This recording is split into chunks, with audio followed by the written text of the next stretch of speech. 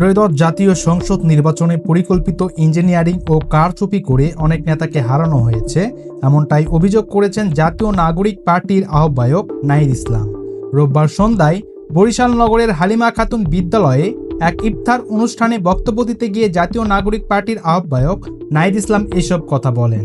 তিনি বলেন, শুধু তাদের দলেই নয়, 11 দলের অনেক নেতাকেও পরিকল্পিতভাবে নির্বাচনে হারানো হয়েছে।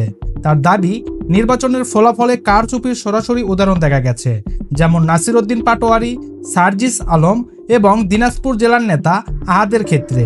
নাহিদ ইসলাম আরও বলেন, নির্বাচনে নানা অভিযোগ থাকা সত্ত্বেও গণতন্ত্র ও রাষ্ট্রের স্থিতিশীলতার স্বার্থে তাদের জোটের নির্বাচিত সংসদ সদস্যরা সংসদে গিয়ে শপথ নিয়েছেন।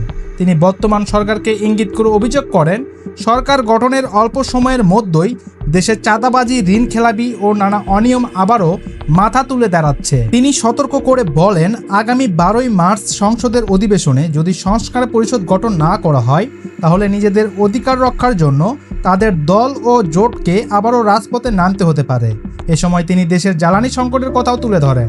তার মতে, সাধারণ মানুষ ঘন্টার পর ঘন্টা লাইনে দাঁড়িয়ে থেকেও তেল পাচ্ছে না, কিন্তু ক্ষমতাসীনদের জন্য সবকিছু সহজ হয়ে যাচ্ছে।